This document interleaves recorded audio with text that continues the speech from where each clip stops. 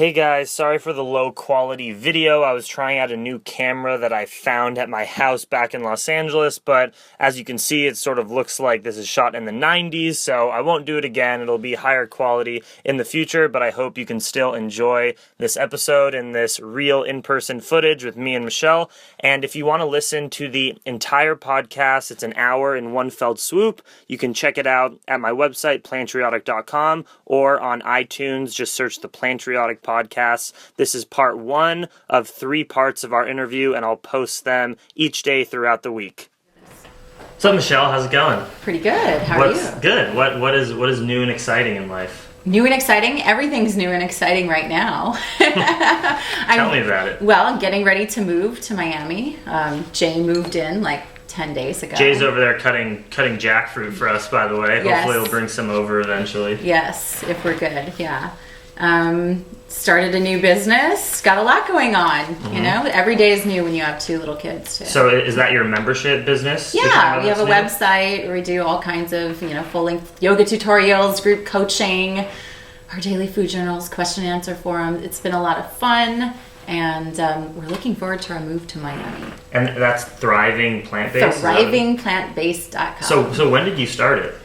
It's only been about 2.5 weeks ago. I think. Oh, I had no idea. April 25th, yeah. April 24th. Yeah, there you go. And so, what are how did that come about? Why were you inspired to do it? And what does it, really offer for people? We were inspired to do it because we really, I think for the first time in my life, I found my passion. I've always loved yoga, but I didn't really know the way in which I wanted to share it. I've owned a studio before. I've taught in studios. I've taught in underserved communities, which I really liked.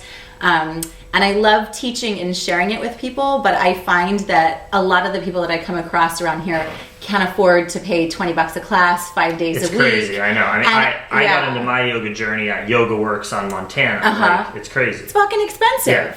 Yeah, so I think, not most people can't afford that. And as you know, as a yogi, it's an everyday practice. You want to bring it into your life every single day. And it's just not feasible for most people. So tried to find a way that I could share it with people that would really be affordable to literally anyone. So I think this is the way to do it. And we both love doing what we do and sharing plant-based lifestyle. And we've been doing our YouTube channels. And we're kind of like, how can we make this our livelihood? Because we don't want to do anything else. This is our passion. You don't want to have a day job, and this comes in with free time. You want to be... Because we couldn't do it if we had a day job. So we're doing it. And I can totally relate. Yeah, it's inspiring, too, for me to hear. Because that's something that I think a lot of young people who are getting into this, that's the ultimate goal. How do I make this my full-time gig? And it's hard because this is such a new phenomenon. It is. When it comes to coaching people, using the internet, selling services, all about just plants and fruit and health. That's something that is a pretty new platform, so it can be confusing for people. What is my niche? How am I gonna, because we also need to make a living. Yeah, exactly. But it's been great so far. We've met a lot of really awesome people. We're creating a really beautiful community on our website, and it's so much fun. We're having a blast. What's the kind of demographic of people that are coming in to the site and a lot of women? Services? Yeah. Yes, a lot of women. There are some men too. What would you say the age group is, babe? The most is 25 to 34. About 25 to 34 is the demographic. It's the largest percentage. Lots of women. And then 18 to 24.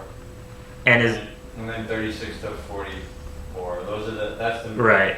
And is it predominant? Can people come into it and just get sort of yoga membership stuff and not deal with anything nutritionally? Well, there's a ton of free stuff on the website. We have all our favorite recipes that we use all the time on there. They can go there and get all of our YouTube videos. So all my YouTube tutorials are right there in one convenient place. And then the membership is $9.99 a month. So it's really extremely cheap. It's extremely cheap. Everyone can afford that. Yeah. That's what we were thinking. We were counting on volume. We just really wanted to make it so... Two trips to Starbucks. Yeah, 2 trips to Starbucks. That's so awesome. That's exciting. So I want to sort of talk about first your yoga journey experience. Sure. Because unlike myself, my sort of vegan journey and yoga came at the same time, which I think is a really cool, interesting thing. But for you, yoga came over a decade before getting into plant-based stuff. So let's sort of take it back and talk about that, how you got into it, where you were in life, why it became a practice, and then how it started to change or shift or evolve Mm-hmm. once this other daily practice of food Right. really came into your life. Yeah, they're definitely closely related, the two of them. So I started practicing yoga about 15 years ago. And the way that I came to the practice was I had terrible back pain from having scoliosis. And I was just in a lot of pain. It was debilitating, like literally bedridden for months out of the year.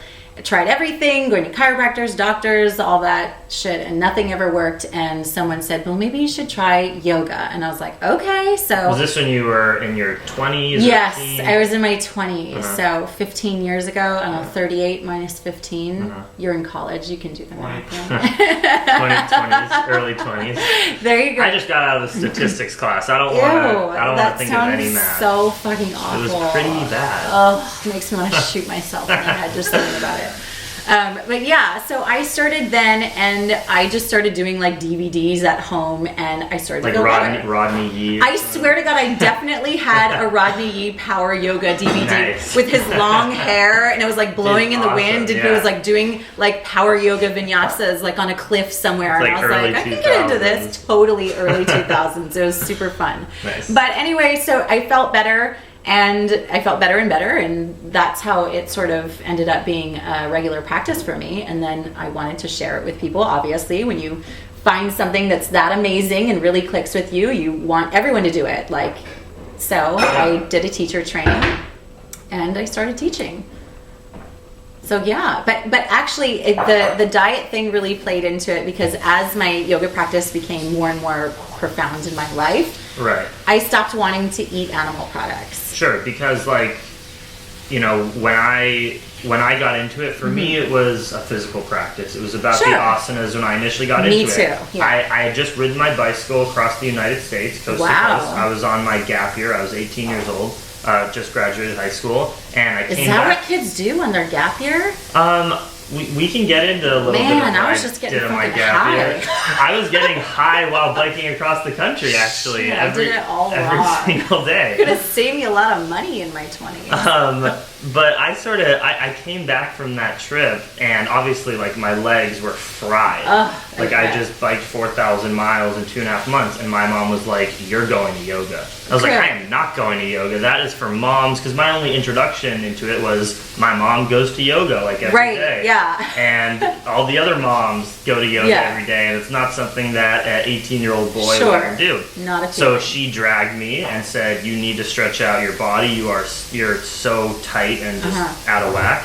And I went to this yoga class, and I saw these ripped guys doing handstands. And I was like, "Okay, I could get this. Is awesome." Right? And so I started to go, and so it was my introduction was purely through the physical, and then eventually, Yeah. as just seeds get planted, if you go to the right teachers and you really start Sure. to feel it in a place where you didn't think you would, not in soreness, but in your heart and just in community. Absolutely. I got hooked into that way, and then that's when it became Sure. yoga to me. from Yeah, I just think the most asana. people don't come to the practice thinking, I want a deeper spiritual connection Yeah. with, the universe. They think, oh, my back hurts and I'm going to go to yoga, or I want to work out or something like that. But whether you like it or not, you're probably going to come away with something a little bit more profound. Exactly. So for you, I'm curious how that happened, because you also got into it through like a physical prescription almost. You wanted to Yeah. treat something.